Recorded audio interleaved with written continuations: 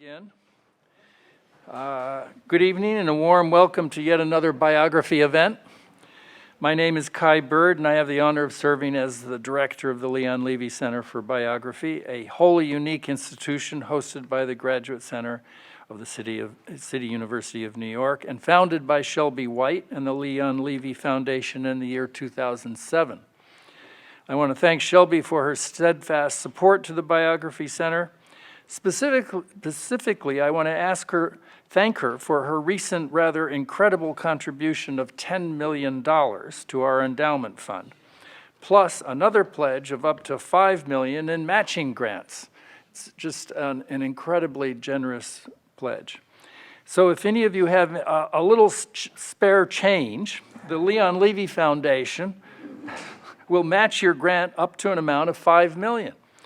And if you give us $1 million, we'll actually name one of the fellowships after you.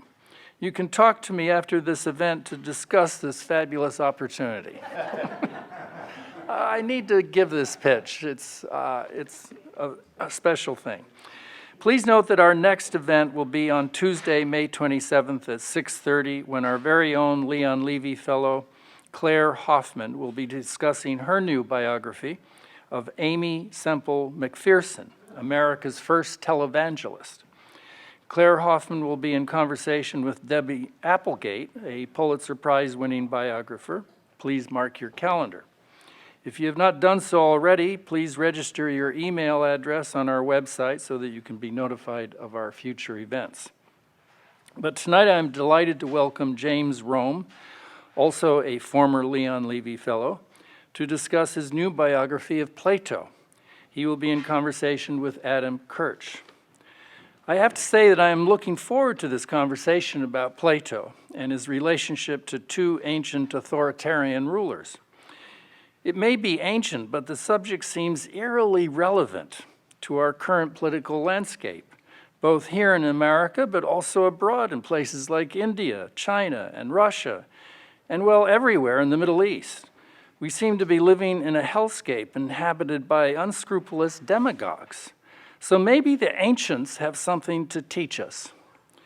James Romm is the James H. Ottaway Jr. Professor of Classics at Bard and author of numerous books on Greek history and culture. His essays and reviews appear regularly in the Wall Street Journal, the New York Review of Books, and the London Review of Books. He edits the Ancient Lives biography series for Yale University Press. Adam Kirsch is a poet, critic, and editor at the Wall Street Journal's Weekend Review section, probably the city's best book review section currently. His most recent book is on settler colonialism, ideology, violence, and justice. James and Adam will be in conversation for about 40 minutes, and then they will take questions from our in-person audience. Finally, the authors will be signing books afterwards just outside in the lobby. This event is being live streamed, so hello out there to our virtual audience. We will try to end this program after about 1 hour. Again, thanks to the Leon Levy Foundation for funding this and all our other events. Now I turn the conversation over to Adam Kirsch. Thank you.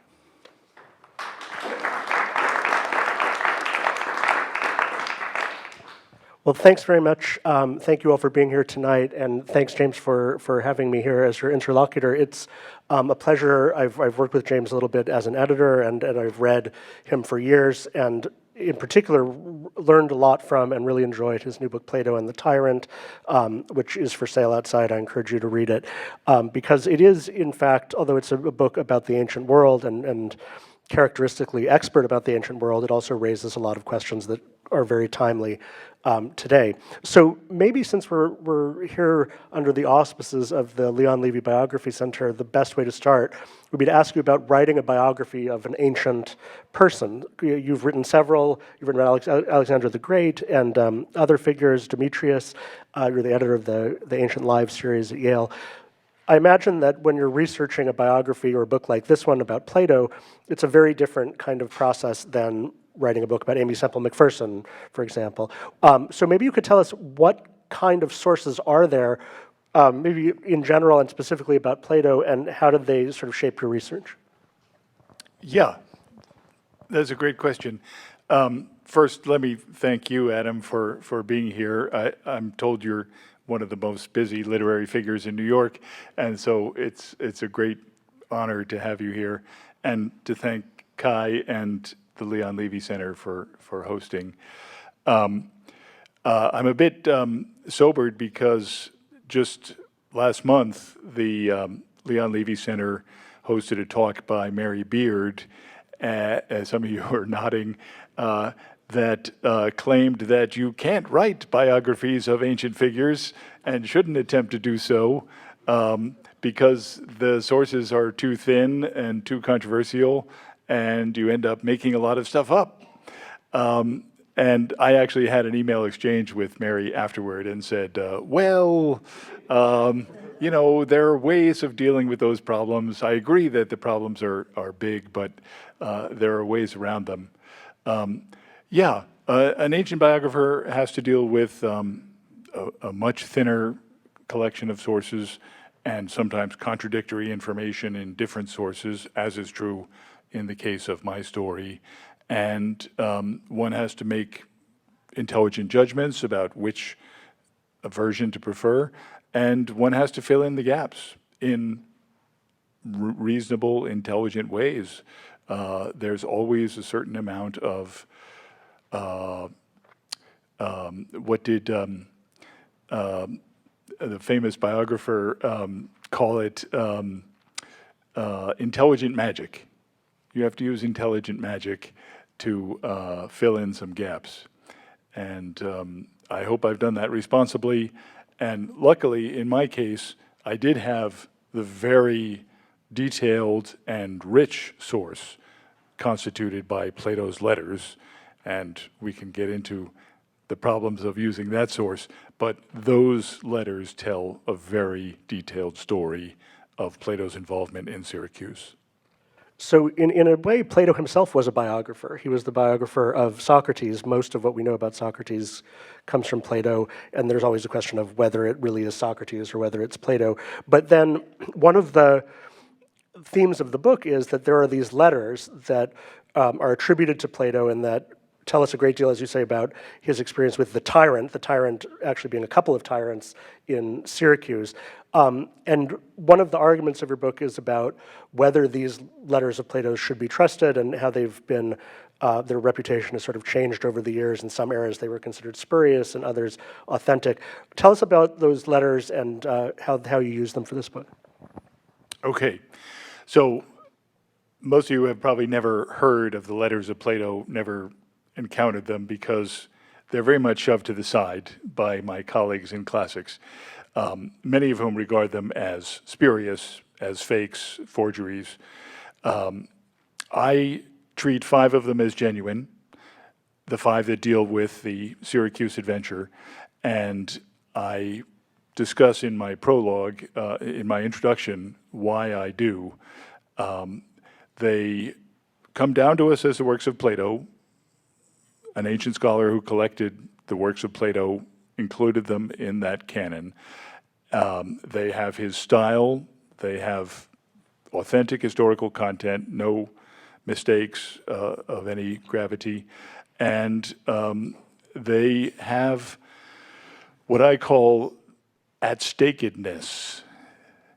The author is intensely engaged and he feels he has a lot at stake in writing these letters. And that's something that's very hard to fake. There was an interesting experiment conducted by the New York Times, I think it was last year, in which they had Curtis Sittenfeld, the short story writer, compose a brief story, only a couple paragraphs long, and they had AI compose a story, and they put them both before judges and asked them which is written by a human being. And the judgment was based on whether the author was felt to have something at stake. And that is what I feel in the letters of Plato, and that's what I think those who dismiss them are missing. So the letters, especially the 7th letter, which I think is the longest one, tell us about this ill-fated adventure of Plato's with the family of Dionysius of Syracuse. And that's really what the book is about. In an interesting way, it's sort of a dual biography almost, or even a triple biography. There's Plato, and then there's Dionysius and Dion, who are his sort of contacts in Syracuse. And I was surprised to see how much is known about them, what in a really tremendous amount of detail about these events. So maybe for people who don't know, what is the sort of outline of the story? Who were these tyrants, and what was Plato's role in their story? Okay, so we're in the city of Syracuse, not the one that we know in New York, but on Sicily, which was a Greek city. Sicily was about half Greek colonized at this time, and much to my surprise, I discovered that Syracuse was really the superpower of the Greek world at this time. Athens and Sparta, having recently fought their Peloponnesian War, had more or less knocked each other out or diminished each other, and Syracuse was the new rising superpower of the Greek world. And in that superpower, a tyrant, a strongman ruler, got control, taking over from a democracy in about 400 BC, a time when Plato was about 30 years old. And 10 years later, Plato made a journey to Syracuse, the first time that we know of that he'd been outside of Athens. So he made a very deliberate attempt to contact this strong man, and his brother-in-law, a man named Dion. So the ruler is named Dionysius the Elder. Unfortunately for us, he named his son Dionysius. So Dionysius the Younger is the second tyrant in this dynasty that I profile. Dion was the brother-in-law of Dionysius the Elder. His sister had married the tyrant, and when Plato arrived, he and Dion formed a very close bond, probably a love bond, a romantic bond, but certainly one based on their shared interest in philosophy. 20 years later, so that journey occupied just a short span of time. We don't have a lot of information about it. I try to present all that we have, which isn't much. 20 years later, Dionysius the Younger has come to power, with Dion now the senior statesman in his cabinet, and Plato is invited back in order to teach the young man philosophy. He'd grown up without an education and realized he was ill-formed. His father had kind of kept him in the shadows and prevented him from getting educated because he didn't want a challenge from his son. And so, having assumed power at about age 30, he requested Plato to come and essentially tutor him and make him a better ruler. And so the story really gets going at that point. That is the tyrant of my title, and their relationship becomes quite complex over the course of the next decade. And spoiler alert, he did not succeed. He did not succeed. Right. He did not manage to make the tyrant into a good ruler. Right. Much less a philosopher-king, which is the subject he was writing about at the same time in his Republic. And so those two braids are interwoven in, those two threads are braided together in my narrative. The composition of the Republic with its vision of a philosopher-king, an autocratic ruler who somehow understands pure justice, at the same moment that he's trying to teach a king or a tyrant to become a philosopher. So it's a famous story of trying to put philosophy into practice, right? Trying to move from the realm of theory into practice. And in the end, it turns out to be a disaster, and Plato ends up, by one account, sold into slavery at one point, essentially held as a hostage, and he has to sort of make his escape. So he was not able to sort of teach the tyrant to be a good ruler. When he was invited, was Plato sort of a celebrity? Was he someone who would have been seen as an asset? This was like a prestige thing, saying if I can get Plato to come here, it'll show that I have access to the best in the Greek world. Exactly. Yes, Dionysius the Younger was a very insecure young man, unstable, put in the shade by people like Dion, who had much more experience governing, and Plato to him was a badge of legitimacy if he could attract a philosopher of that caliber. And because he writes in the Republic so much about, and not just in the Republic but elsewhere as well, about tyranny, there's this sort of art mirroring life, mirroring art dynamic, where there's a sentence, just a sentence or a phrase that you talk about in the Republic, I think in Book 9, where Socrates says, let's pretend that there was someone here who had actually lived with a tyrant and knew what tyrants were like in real life. Wouldn't that be the best person to ask what the tyrannical character is about? And that's Plato sort of dropping a hint or referring to himself, saying that he himself has lived with tyrants and he knows firsthand what this is like. So was that part of the Republic, or was all of the Republic written before or after these first visits, which are actually separated in time by quite a bit? So both is really the answer. I discussed the chronology problem in one of my chapters. It's complicated, but we can judge by certain stylistic cues that the Republic was composed over decades. It's the only work that Plato really spent his entire adult life on because he wanted it to be his masterpiece, his magnum opus. And he began it before his first visit to Syracuse, continued working on it after his return to Athens, and was still working on it 20 years later at the time of his second visit to Syracuse, and perhaps even his third visit, which was 5 years further on. So all during the time he was involved with actual tyrants, two actual tyrants, he was talking in the Republic about tyranny. So what was it that he hoped to accomplish in Syracuse? What did he want these father and son tyrants to do differently than they were doing? Well, we don't know a lot about the father, as I say. That encounter, if it even happened, is only recorded in a couple of anecdotal sources.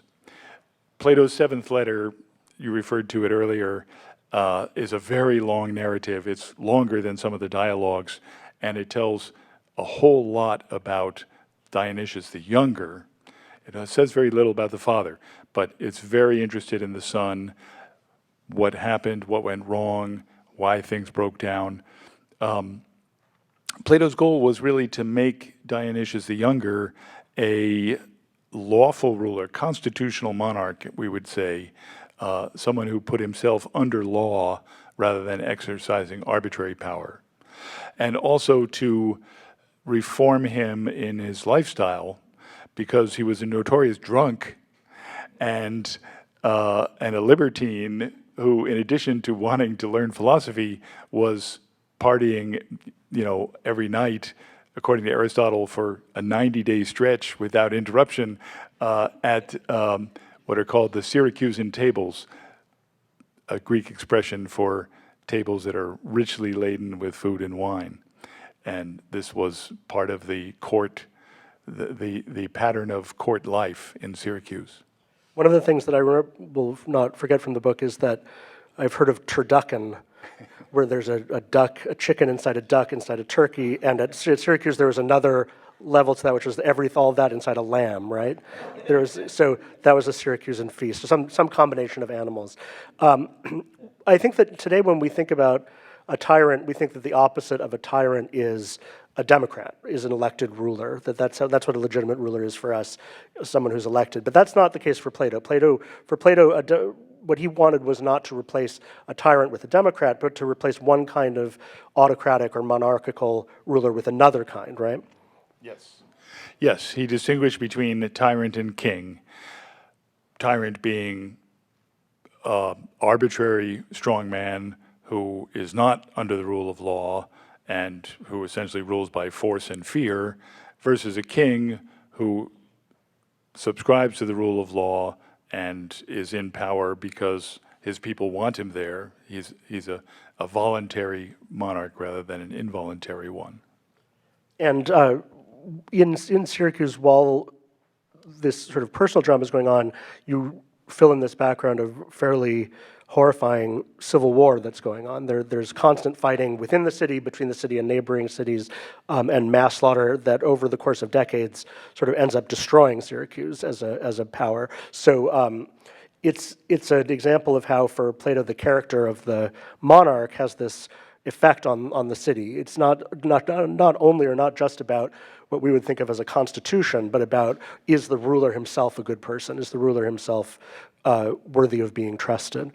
And he might have thought that Dion was a better ruler. Was his goal to sort of replace Dionysius the Younger with Dion, his uncle? So that's a very interesting question, and I leave that an open question because Plato never admitted to having that as a goal. That is, in fact, what happened. Dion did overthrow his brother-in-law and take power and represented himself as a philosophic ruler, educated by Plato and therefore embodying the virtues of Plato's academy. Whether Plato himself wanted that or even helped engineer it is an open question. His seventh letter, which describes these events in great detail, is extremely self-protective and self-defensive. It's an exercise in spin, and therefore we can't take it at face value.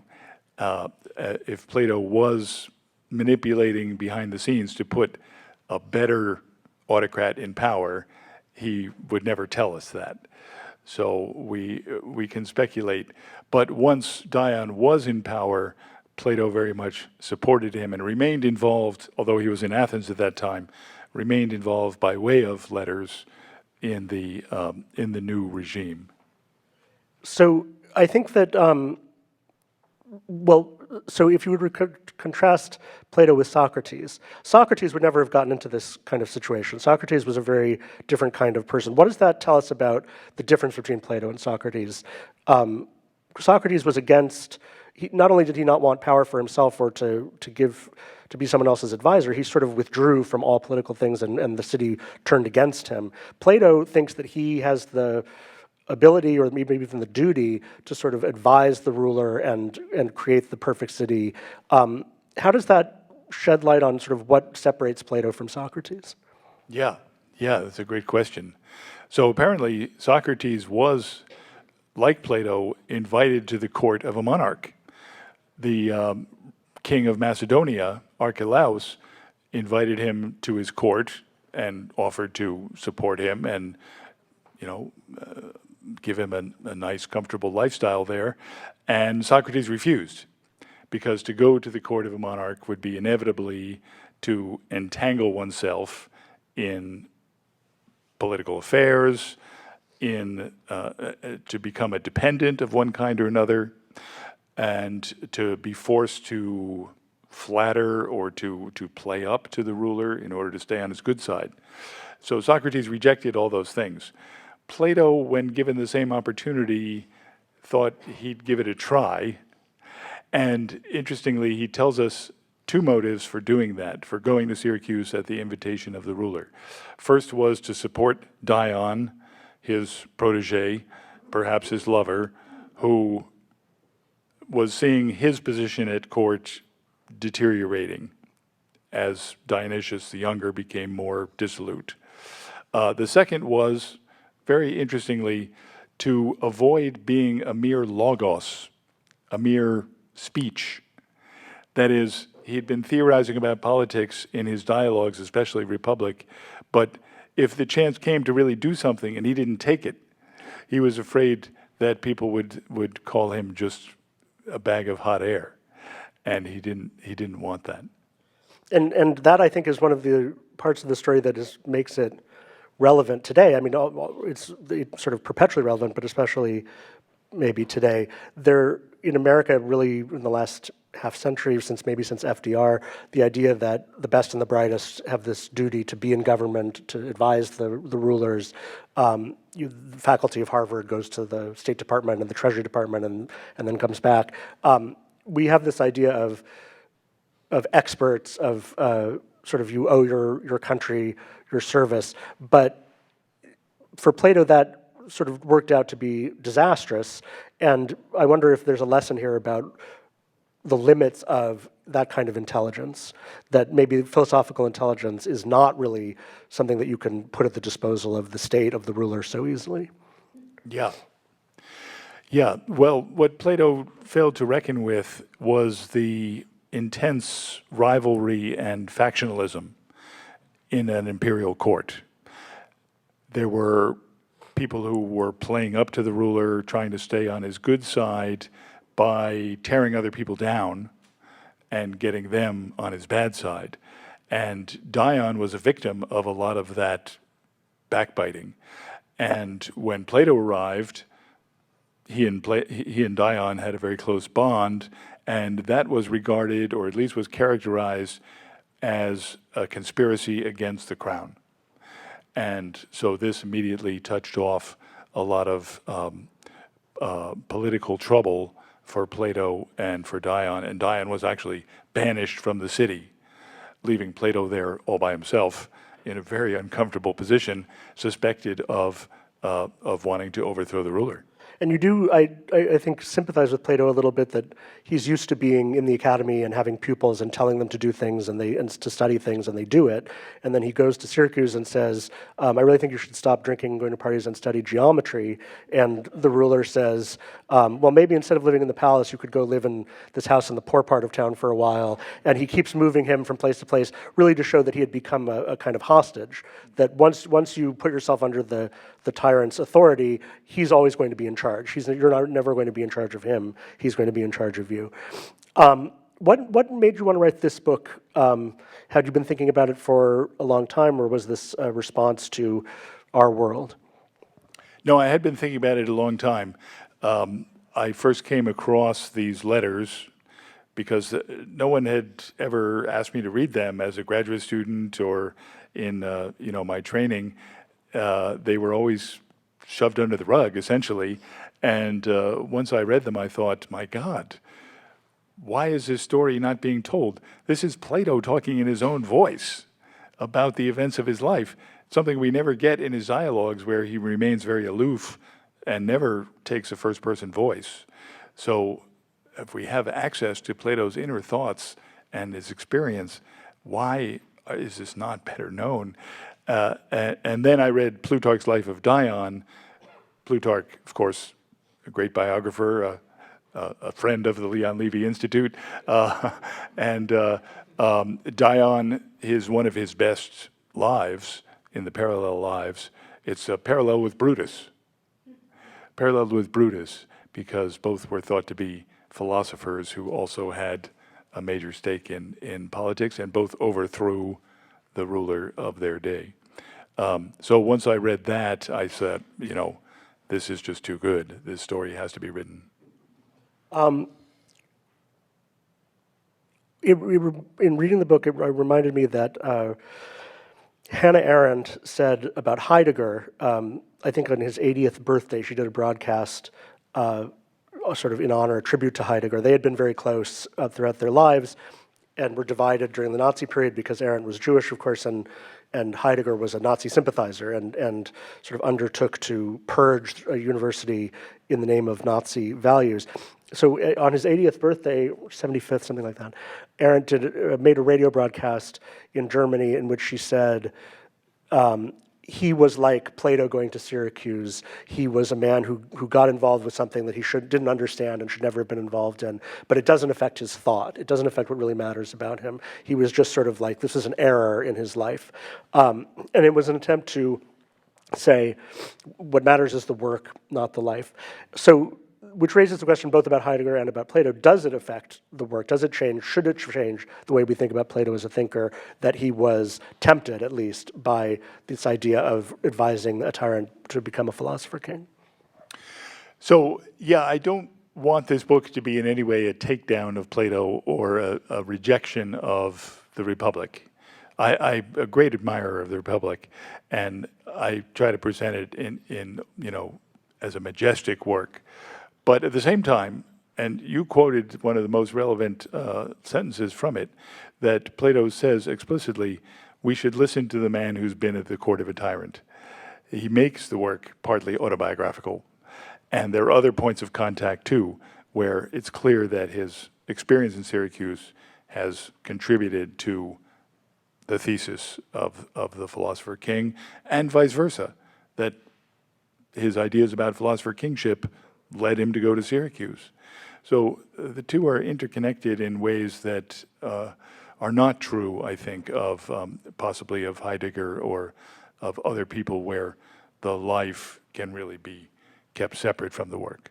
I think maybe with Heidegger too, there was this sense of, this is my chance to put it into practice, right? All these ideas that I've developed in sort of in theory in my study, now if I don't take this chance, I'm sort of betraying myself or betraying my ideas. So in the Republic, when Plato talks about tyranny and the tyrant, I mean, one of the sort of structuring ideas of the Republic is that in talking about the perfect city, you're also talking about the human soul. And that one reason why Plato says to his conversation partners, let's talk about what the perfect city would be like, is that he says it's sort of like seeing the soul on a large scale, and it'll help us understand how the individual soul works.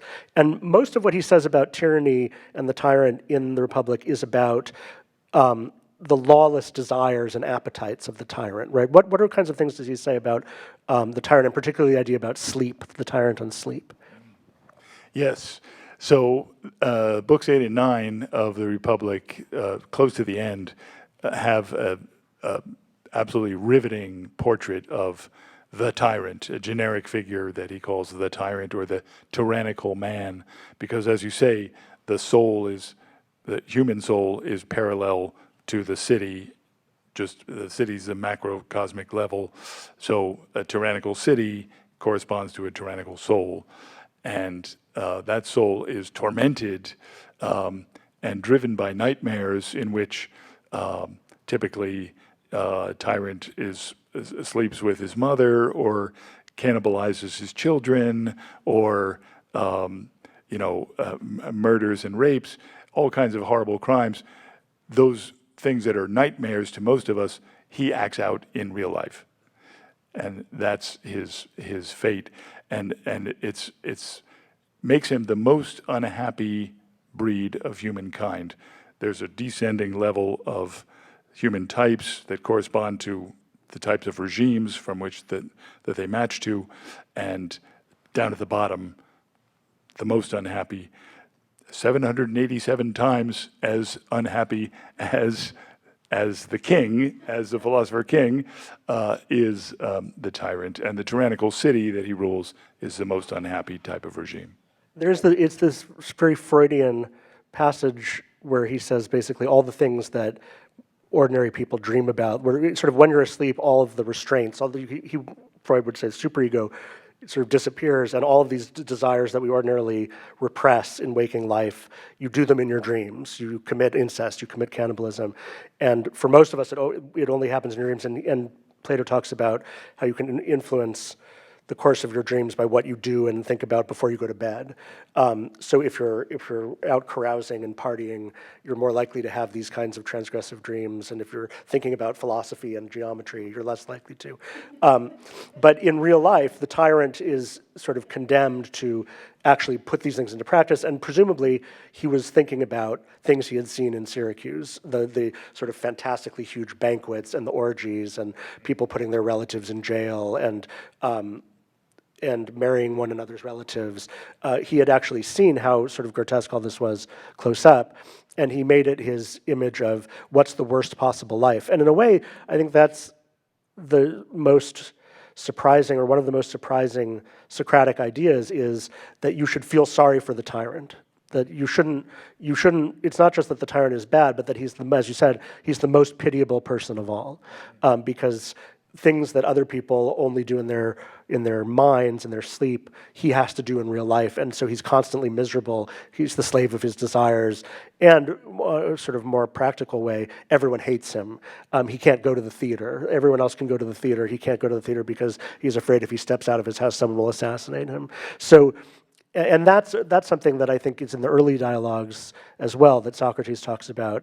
No one would be a tyrant if they knew what it was really like to be a tyrant. No one would want that life. But of course, in real life, people do want that, right? I mean, people, that's one of the lessons of this whole experiment, is that when you say to the tyrant, you're really in a bad case, you should try to improve your life, he puts you in jail. He doesn't listen to you. So was Plato maybe expecting too much of human beings? Was he talking about people in a way that is inaccurate to what human nature is really like? I mean, if most people, if given power, if given opportunity to do these things, will do them? Yes, and he has a fascinating myth that ends the Republic, in which souls of people who've died and have been purified and they're being reincarnated, they get to choose their next life. And there's a lottery to determine the choice, the order of choosing, and the person who gets the first choice rushes forward and chooses the life of a tyrant, right? Which is essentially admitting that that's what everybody wants. But then he picks up the life and he sees what it entails and he cries out in agony. So it is, in fact, a very unhappy life, even though people want it. Yeah, he did expect an enormous amount of, at least of students of philosophy. To become a Platonic philosopher was really a 50-year journey, beginning with geometry and math and progressing to astronomy, and then something called dialectic, which is like a kind of cerebral back and forth with another philosopher, and eventually a transcendent leap into the realm of the forms of absolute essence, where you can perceive justice in the abstract, beauty in the abstract, goodness in the abstract, not the things we associate with those qualities here on earth, but in some transcendent realm. And only a very few people could make that journey, and I don't even know if Plato would claim that he had, but yet it is what he was urging people to do in the Republic, where he lays out this educational scheme. You talk also in the book, you write about the famous allegory of the cave and how that is an image of what Plato thinks the philosopher ought to do, right? So after you've had this experience, you've seen the forms, you've sort of achieved ultimate wisdom, then Plato says your obligation is to go back into the cave, to go back into the city. And what's the sort of reasoning behind this? Yeah. So the philosopher would be much happier just contemplating the form of good, the form of the good for his entire life, right? It'd be like a Zen monk who was just meditating, 24 hours a day. But that's not adequate in Plato's scheme.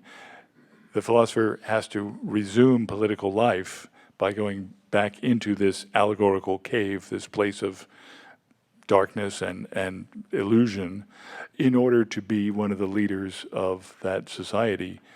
And it's not clear exactly what motivates him, why he's obligated to do this. I hypothesize that it's because if he doesn't do it, the society will be much less just than it could be, because someone else will rule in his place and do a much worse job. So the city has educated him, has given him the ability to step out of the cave. He now has to resume his role in politics and make sure that others have that opportunity. And knowing, of course, that the way that it ended up for his own teacher, Socrates, was that the philosopher ends up getting killed. I think he says in discussing this cave image that there's nothing that people don't want this. They don't want to listen to the philosopher. It's dangerous for him to go back into the cave, but he sort of has to do it anyway.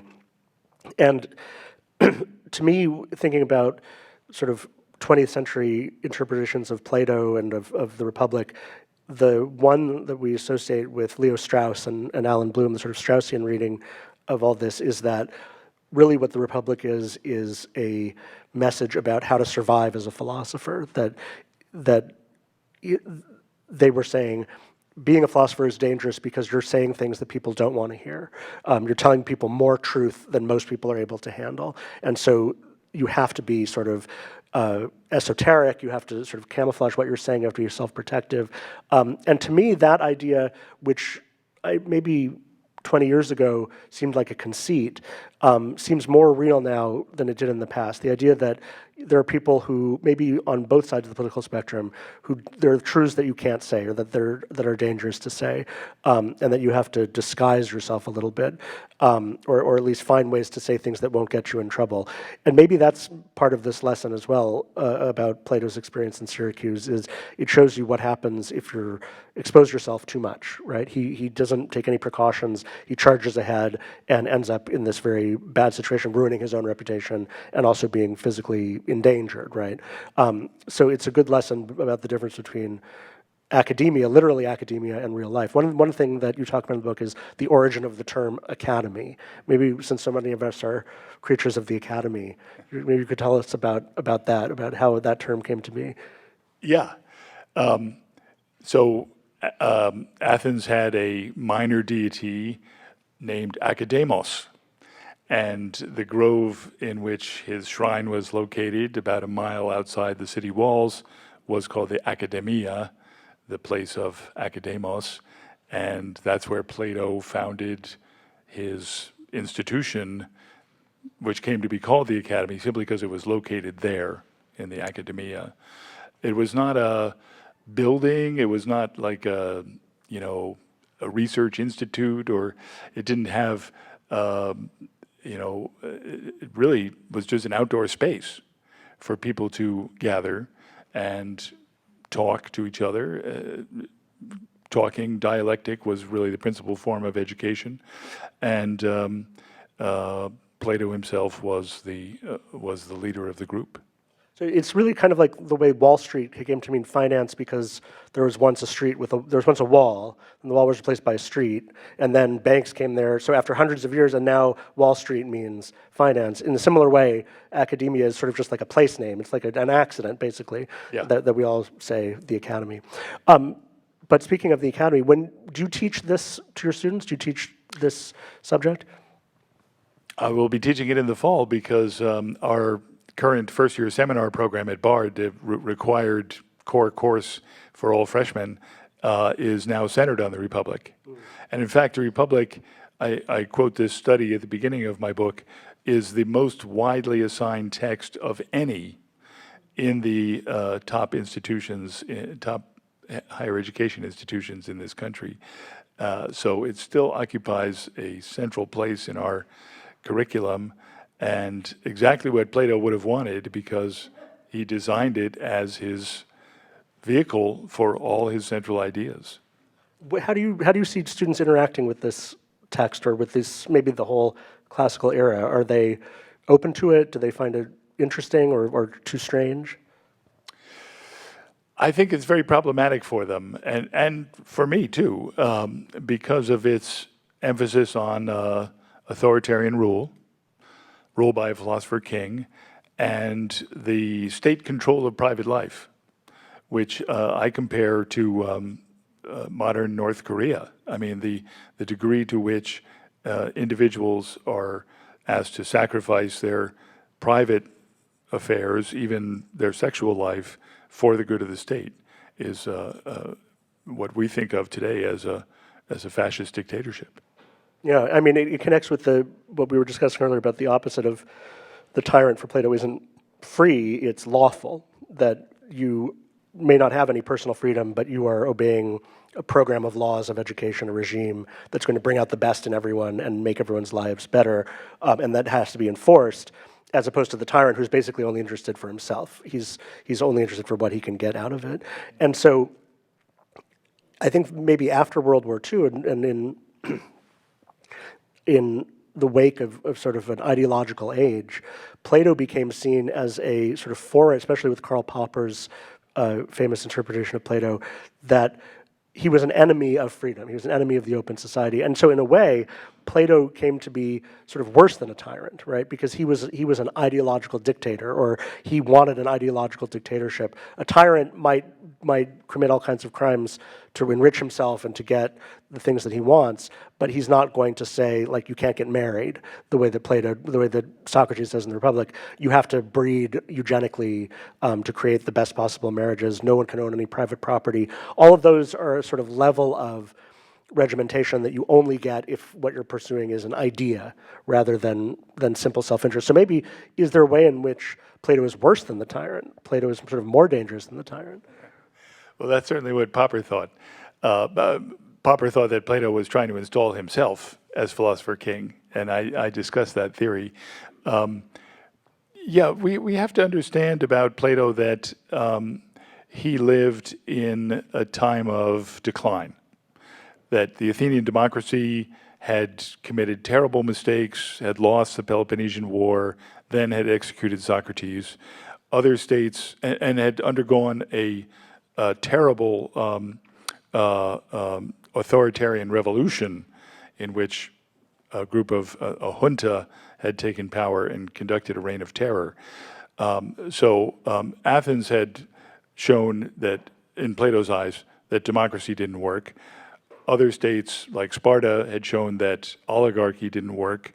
He saw Greece going downhill fast, and he was trying desperately to find a solution, to find a way to reverse the slide. And the philosopher-king was his answer. And has there ever been a successful philosopher-king? Well, some people have nominated Napoleon as a philosopher-king. I don't have an opinion about that. I think that the idea has been misused 10 times more often than it's been appropriately used. That is to say, it's a fantasy that deeply appeals to the human soul, the marriage of absolute power and absolute wisdom. And so therefore, it's something that would-be tyrants or would-be kingmakers can very easily use to their advantage. And it has been used that way throughout history. And it's possible that Plato and Dion were using it in exactly that way. Well, I'm not sure where we are on the clock, but I know we want to have time for questions from the audience. So if anyone does have a question, do we have a mic for people to use? Or, yeah, there's a mic over here. Maybe come over here and stand at the mic. Shai Docker. Hi, sorry, I have a dreaded two-part question. So the first is just, I teach Republic to my students at a high school level. And one of the things that we always find really interesting is the city-soul distinction. To what degree is this really just kind of a lesson about controlling your own internal desires and the rational part of you being in control, versus this actually being a blueprint for like how to create the actual city in the world. And like in book 5, when he advocates like driving all the adults like out of the city, which I think most people think of as a euphemism almost for execution, it's so incredibly radical. So I guess my first question is, to what degree does this trip to Syracuse indicate that he really does want to put this thing into motion and kind of act sort of to disprove the notion that it's just a sort of hypothetical? And then the second question is just about the role of the 30 tyrants, Critias being a disciple of Socrates, and the, I know totally unproven, but hypothesis that Glaucon, Plato's brother, might have been sympathetic to the 30 tyrants. So I'm wondering, how much that also, sort of colored the sections in Republic where he is so opposed to tyranny and the tyrannic man. Yeah. So there's some historical background to those questions. The 30 tyrants were the junta that I referred to that took power in Athens after the Peloponnesian War for a period of less than a year, but during that year they conducted horrible abuses and, killed off people in order to plunder their estates and that sort of thing. They were quickly overthrown by a democratic insurgency that regarded them as just, horrendous. Glaucon, as you say, is thought by at least a couple of people to have been a sympathizer with that regime. Glaucon being Plato's older brother. And Plato himself was related to the leader of the 30 tyrants by blood. He was a distant relation, but he was part of the same family. And that meant he was involved, or at least potentially involved, in the crimes of the 30. And Socrates, as you say, was executed. So I discuss all that. I don't have a real opinion on what we can't know what Glaucon's real views were. But it's clear that as a student of Socrates in the Republic, he is at a crossroads. He can either become a tyrant himself, or he can become a philosopher-king. And what we see dramatized in the dialogue is him making the right choice, where other people made the wrong choice, right? The 30 tyrants. And that makes it a very parallel story to Plato's involvement in Syracuse, where he was also educating a tyrant and trying to make him into a king and trying to prevent him from doing terrible things to his people. So I regard the two projects as parallel. Yeah. And then regarding the city soul, do you think this really disproves that it's just the soul, that it really is a blueprint? So Plato says in both the Republic and the Seventh Letter that the human race will not cease from suffering unless we either have a philosopher who becomes a king or a king who becomes a philosopher. So those were the two paths that he saw to essentially saving the world, right? He was out to save the world. Both paths were available to him in Syracuse because he could either have educated Dionysius to become more philosophic, or he could have gotten Dion, who was already philosophic, to take power, and both things were tried, right? Both things were experimented with. So I'm not sure how to tie that into your question, but I think that the Republic shows he was thinking of a way to really bring about a philosophic regime, and Syracuse was the best opportunity he had. Thanks. I was wondering if maybe there is sort of a Socratic parallel to this, Platonic project and Socrates' association with Alcibiades. I was wondering what you think, Plato might have learned from that association, and if there's any intertextuality you see between the letters and, the Alcibiades dialogues or the other Alcibiades mentions. Thanks. Mm-hmm. Yeah. So Alcibiades, again, there's historical context here, was a devoted student of Socrates, someone who was passionately in love with him as a young man. Socrates was a couple generations older, and then went on to seek political power, get tossed out from the city because he was suspected of tyrannical ambitions, and ended up collaborating with the Spartans in order to help defeat Athens, became one of Athens' worst enemies, then was brought back in and kicked out a second time. So he had a very checkered career. And Alcibiades is usually seen as the real-world correlate to Glaucon, the student of Socrates in the Republic. That in trying to educate Glaucon, Socrates is also, by a surrogate, is that we're really seeing an education of Alcibiades. Where did Alcibiades go wrong? And the Republic says it's the best natures, the most philosophic natures, who often go the worst wrong. Because if they take the wrong turn, things are really go really bad. Dionysius was not a talented or philosophic person. He was kind of a good time Charlie who had some philosophic sort of yearnings. Plato could not have seen him as a potential philosopher-king. But at the same time, he saw him as a way to radically improve a major Greek city, the superpower of the Greek world, and to start a chain reaction which might lead other cities to reform themselves and become more philosophic. So just like Glaucon, just like Alcibiades, Dionysius could have been the start of a chain reaction that would have improved Greek life immeasurably.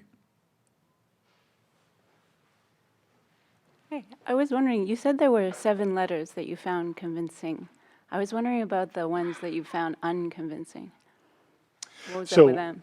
So among the 13 letters, there is one that is universally regarded as a fake, including by me. So that's problematic, right? If there's one bad apple in the batch, then maybe there are others. At the same time, the 7th letter, which is the longest and most detailed, is regarded by most scholars as genuine. So if there's one good apple in the bunch, maybe there are others, right? It's a question of your perspective. You see the glass half full or half empty. Most of the letters don't deal with Syracuse, so in a sense, they weren't a problem for me. I didn't have to consider them. The 5 that I do accept are all either addressed to Dionysius, or they're about Dionysius, or they're addressed to Dion. So they're all concerned with the Syracuse story. There is one, in addition, which is about the Syracuse story, letter 2, about which there's enough reason to doubt that I decided to leave that one out. Much as I would. So who writes a fake letter? There's 2 explanations, or maybe more, but the 2 principal ones, forgers who want to make money by selling letters to libraries, and we have lots of letters by such people that are obviously fake. And the second reason is that rhetoricians, students of rhetoric, who were training themselves to be better speakers and writers, would sometimes adopt the guise of a famous person in a famous situation and write as though that person were writing. So, what would Plato say if he wrote to Dionysius in 365 BC? That would be an exercise for a training class, essentially. And we have letters of that type also. Those letters look nothing like these letters. In my eyes, the fakes are relatively easy to detect. For one thing, they're short. The 7th letter goes on longer than some of the dialogues. And forgers have no reason to do that, because inevitably, the longer you go on, the more you give yourself away, right? They keep their letters short and vague, and rhetoricians also tend to be short and vague and very sententious. And these letters have an entirely different voice. As I say, they have the feeling of someone being at stake. And that, to me, is very convincing. I think we have time for one last question, and then I know James will be available to sign books and maybe answer questions outside. I'm interested to know what you have to say about the noble lie, which has always seemed to me a sort of oxymoron. So perhaps you would talk about that a little bit. So we're getting deep into the Republic, and I fear that all the blood and guts in my story is getting lost. There's lots of action in addition to philosophy, but the noble lie is the fiction that the ruler of the ideal state has to perpetrate in order to keep all of the 3 classes of the city in their place. So the noble lie says, you weren't born from your mother, you were born from the earth. And the earth created you either as a bronze person or as a silver person or as a gold person. And that's your nature, and that's how you have to stay. Because for the Republic, it's essential to preserve the separation of classes and for each to do only one thing and not try to cross over into the other one's territory. That's, in fact, the definition of justice, is for each group to do its own job. And maybe if he had remembered that, he wouldn't have messed up himself, right? He would have That's right. stayed in the classroom. That's right, yes.